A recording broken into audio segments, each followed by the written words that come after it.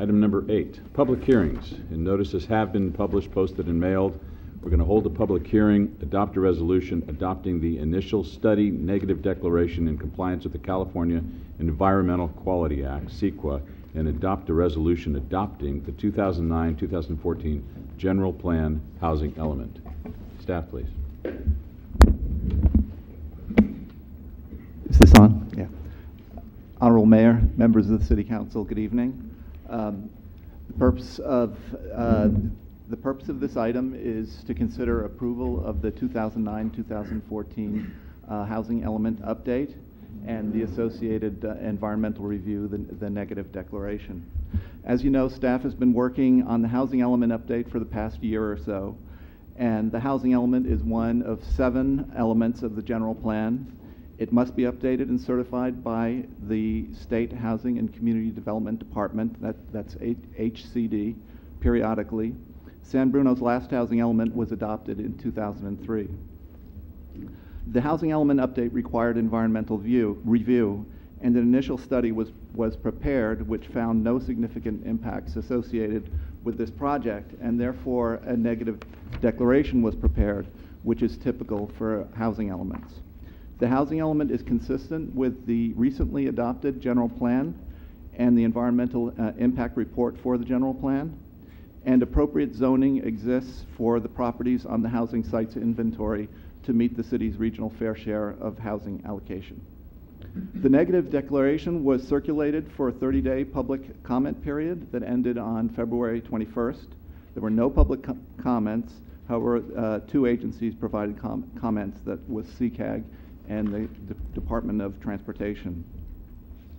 The first draft housing element was submitted to HCD for its required review last September. And in November, HCD sent an official comment letter to the city. Staff addressed all of HCD's comments, and after receiving input from the City Council, submitted a second draft housing element to HCD in January. HCD requested a number of changes in the November comment letter, and a full list is attached to your staff report. I'll cover just the 3 most significant issues that were a concern of HCD. The first regards the analysis of residential sites. The housing element must include an inventory of residential sites to determine that there are adequate sites to meet the city's share of regional housing needs, and that's 973 units between 2007 and 2014. The inventory must identify enough land zoned for housing at appropriate densities to meet the regional share at various income levels. HCD was concerned that the city would need to rezone sites in order to meet its regional share. However, staff was able to show that there is sufficient land currently zoned residential or downtown mixed use to meet the requirement. Revisions to the text and tables in Chapter 4 of the housing element clarify the city's plan to meet its share of housing needs, which satisfied HCD. The second issue is regarding homeless shelters. The most significant new issue that the housing element addresses is compliance with SB 2, the recent state law that requires cities to establish a zoning district where homeless shelters are allowed by right, without requirement of a conditional use permit. San Bruno has an identified need for 32 homeless shelter beds based on the San Mateo County Homeless Survey that was conducted in 2009. Program 6D of the housing element identified the general plan transit-oriented development area as the appropriate zone for homeless shelters, primarily because of its access to public transportation and services. However, HCD was concerned that the 10-bed limit for an individual facility, which was included in the initial program, would be a constraint on the development of a homeless shelter. After discussion with the City Council in December, the program was revised to remove the 10-bed limit.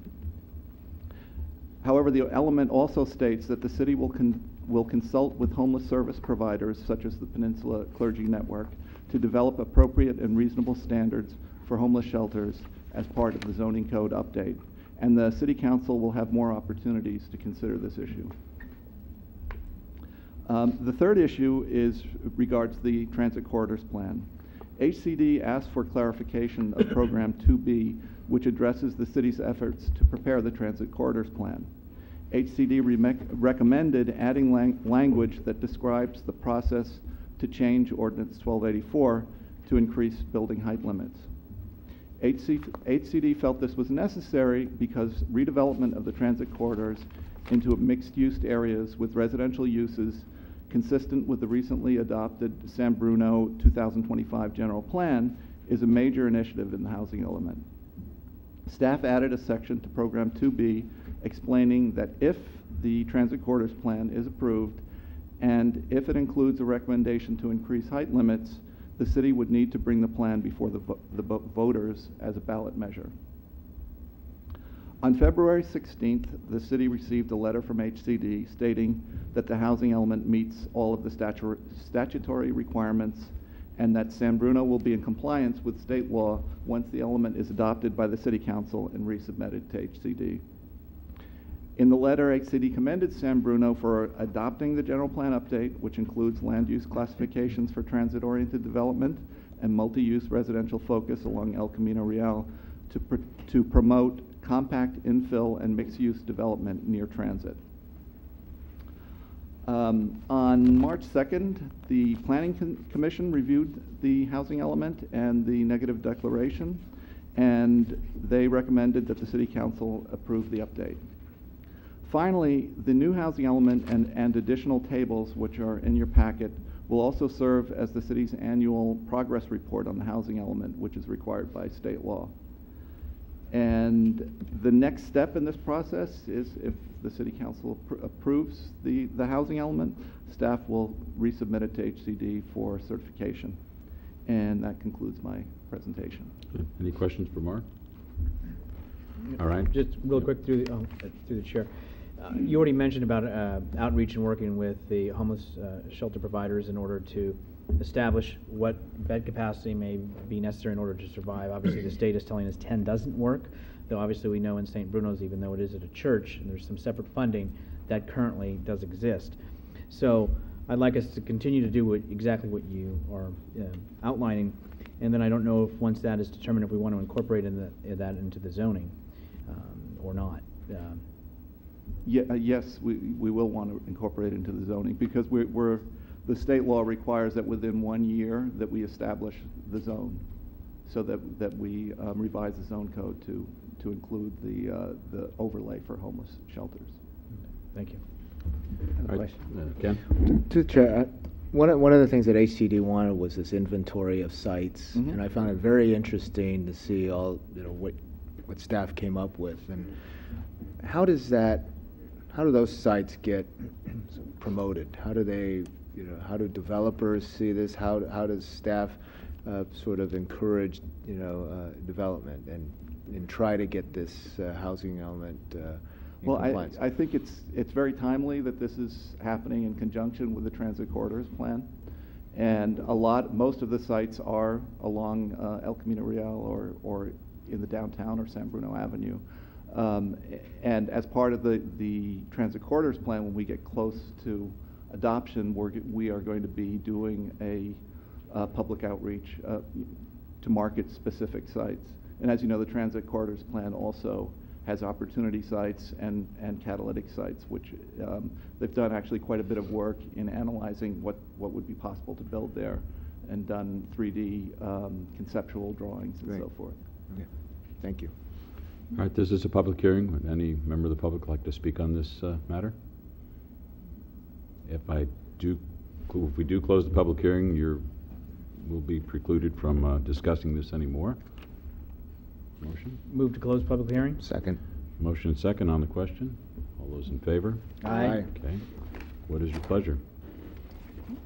Well, through the chair, I know it's historical because it seems like it's every 10, 15 years that we do this, and especially on the heels of the general plan. And I know we've had some success in our housing element, and look forward to future success up to in the coming, next 5 years at least. So with that, I'd like to introduce the resolution for adoption of our housing element.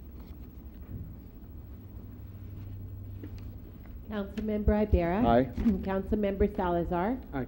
Councilmember O'Connell. Aye. Vice Mayor Medina. Aye. Mayor Ruane. Aye.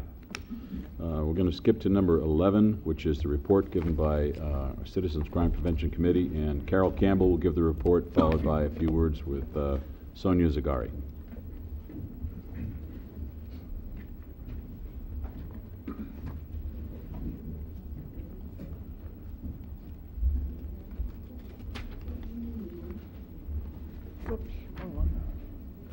Mayor Ruane. Yes.